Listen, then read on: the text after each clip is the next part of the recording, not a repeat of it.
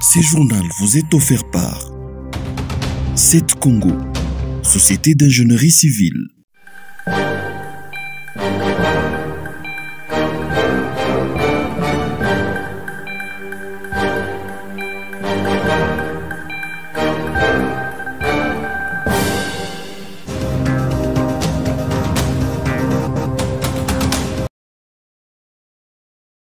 La thématique gouvernance et sécurité de la société civile du Haut-Katanga a fait plusieurs communications sur les retours de l'insécurité dans la province. Cambriolage, vol à main armée, extorsion sont devenus les lots quotidiens des habitants. C'est le jeu des polices voleurs qui semble être à la une. Quelques-uns de ces hors-la-loi tombent dans les filets des forces de l'ordre ce jeudi 25 avril 2024. Le gouverneur de la province s'est fait présenter quelques-uns. Ils sont tous auteurs des mauvais coups au quartier Jolicite.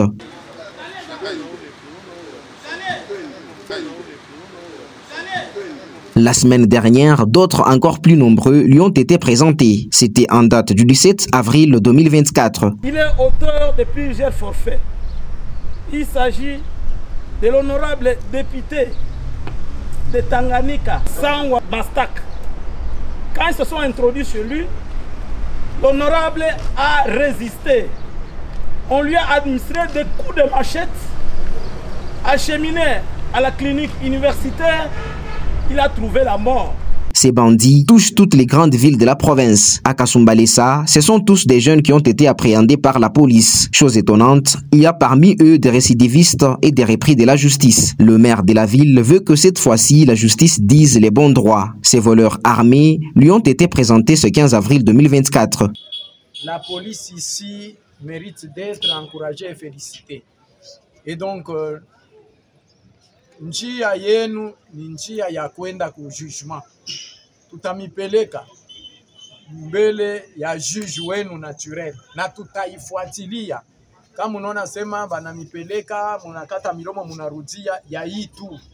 Population yote itamifuatilia, fashi yote tutamiona, tutamishika mkono juu tumirudishe tena ku justice parce que la police a des preuves solides.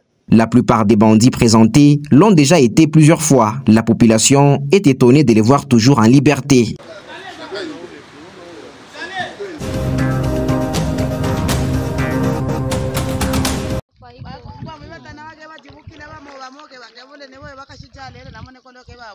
Une trentaine de personnes sont portées disparues après le naufrage ce jeudi matin d'une barque sous la rivière Lufira dans le territoire de Mitoba. 9 personnes ont été secourues par des pêcheurs locaux. Cet incident a eu lieu vers 9 h à proximité de l'île Safou. L'embarcation quittait la cité de Kubo pour se rendre à Sumpoa. Selon des témoins, cet accident est dû à l'arrêt du moteur. C'était au moment où les capitaines faisaient une manœuvre pour changer des cours d'eau. À défaut des manifestes des bords, les services techniques et d'ordre disent ignorer le nombre exact des passagers qui étaient à bord. Les opérations de recherche se poursuivent le long de la rivière pour retrouver d'éventuels survivants ou des corps des victimes, annonce la société civile locale.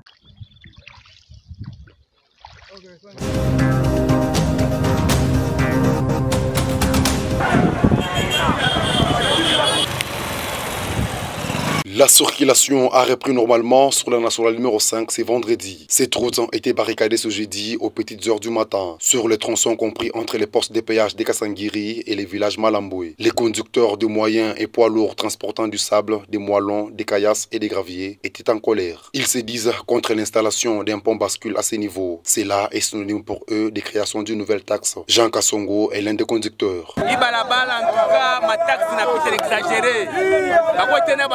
Bombaski tunasema Bombaski a dégagé atupende Bombaski lumu lisable tuna Bombaski tunalipa péage kuma document ya mingi tunalipa kuminga pale hapa et puis Bombaski na kwa jongeze tunakatala trop c'est trop tunakatala tunexige en tant que peuple congolais tunasema non au Bombaski c'est tout.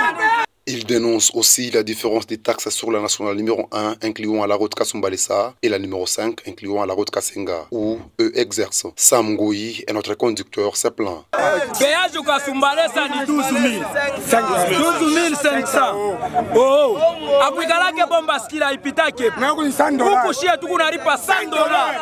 Oh, 10 roues, $60. Seke munatafuta kutonea jua kusema shi tubakie bavakabo shi bashoferi ba huku. Hatupende kuprofite bashoferi. Mapeage eske tutatumikia gouvernement. Tunasema mutoshe Bombaski. Kama mnapenda Bombaski libakie peage itoke. Les dispositifs d'installation de ces ponts bascules ont été retirés.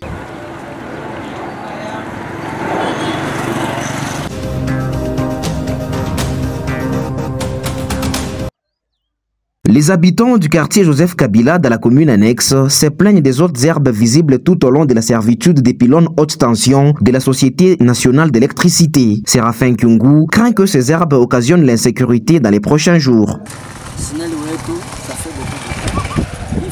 Ça fait beaucoup de temps que notre SNEL n'entretient pas cet endroit. Tel que vous le voyez, ce sont les particuliers qui s'en occupent pour faire des petits champs. Mais la SNEL ne veut pas. Alors ça reste toujours comme ça, avec le risque de créer l'insécurité.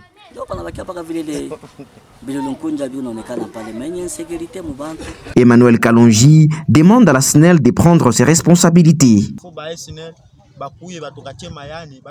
Que la SNEL vienne couper elle-même ses herbes, pas seulement nous amener des factures à la fin du mois. Ça, c'est la concession de la SNEL.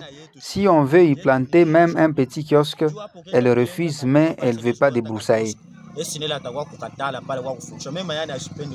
Cette société de l'État a l'obligation de débroussailler ses servitudes.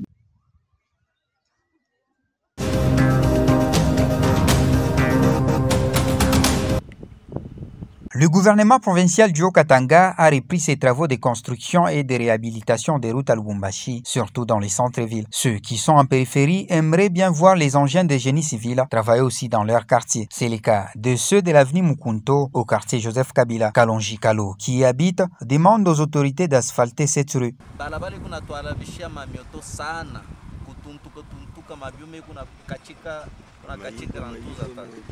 Alors maibo inapita mvumbi yenyewe inapita tunashinda na namna ya kubitumika bakubwa batuwazia ba ile mambo vraiment. Dieudonné Mbukasa, qui est taxi-motard, déplore l'état délabré de cette voie importante pour son quartier. L'avenir est bien.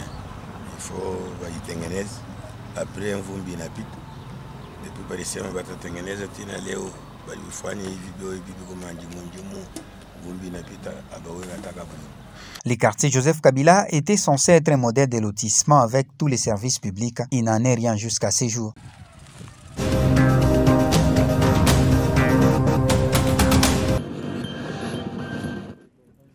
Le gouvernement congolais s'est dit confiant que la 6e revue du Fonds monétaire international se déroulera bien. Le ministre des Finances l'a dit ce 24 avril au cours d'une conférence de presse co-animée avec les porte-paroles du gouvernement. Nicolas Kazadi a à cette occasion annoncé que les experts du FMI sont déjà à Kinshasa à cette fin. Selon les grands argentiers du pays, c'est pour toute la première fois que la RDC arrive à ce stade avec l'institution de Bretton Woods. Il s'est dit certain que cela débouchera à un accord de facilité de crédit élargi. Nous sommes arrivés à la 5e revue, ça veut dire qu'on a parcouru beaucoup de chemin. Vous savez qu'à chaque revue, il y avait une évaluation approfondie de tout ce que nous avons fait en matière de gestion budgétaire, en matière de gestion monétaire, en matière de réforme économique.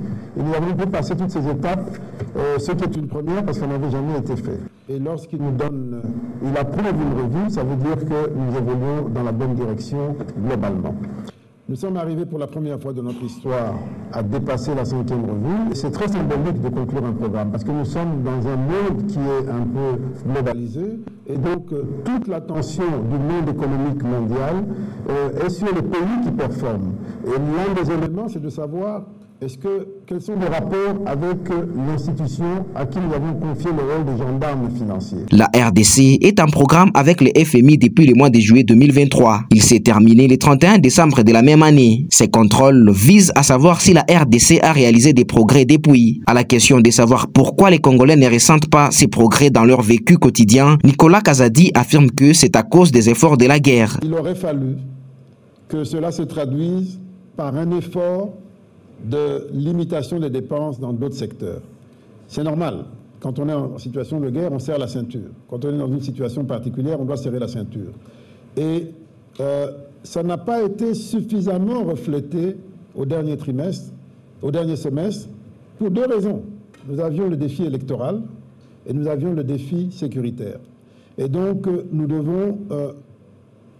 avons dû pendant toute la période, le dernier trimestre de l'année et le premier trimestre de l'année 2024, nous avons dû faire cet effort pour essayer de contenir certaines dépenses et montrer que nous avions le sens des responsabilités, c'est-à-dire un pays en guerre ne se comporte pas comme un pays en situation de paix, et que l'effort sécuritaire se traduise par des économies dans d'autres secteurs.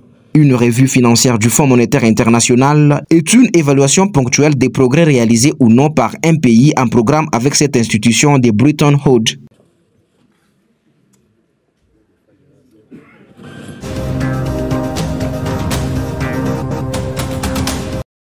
Le tout-puissant Mazembe sera face à la Ligue d'Égypte ce vendredi 26 avril en Égypte. Ce match comptant pour la demi-finale retour de la Ligue des Champions se jouera au stade international du Caire. Malgré son match nul à Lubumbashi, le coach Lamine Diaye croit toujours à une qualification de son équipe, le TP Mazembe. Et on sait qu'on aura un match très difficile parce que bon, Arli c'est une équipe qu'on ne présente plus. On n'a pas 11 titres de champion d'Afrique par hasard. On sait que c'est une grande équipe. Mais je peux vous faire savoir qu'on n'est pas venu non plus en tourisme. Et qu'on est venu défendre nos chances qui sont de 50-50 aujourd'hui. Quand on joue, quand on s'engage dans une compétition, c'est pour aller le plus loin possible. Mais pour aller le plus loin possible, il faut battre les meilleurs. Et Arli fait partie des meilleurs. Donc, si on veut avoir ces ambitions-là, forcément, il faudra battre les meilleurs, tout simplement. Après avoir imposé au Corbeau Louchois un match nul des 0 buts partout à Kamalondo, les Aigles égyptiens, à leur tour, veulent jouer leur 4e finale d'affilée.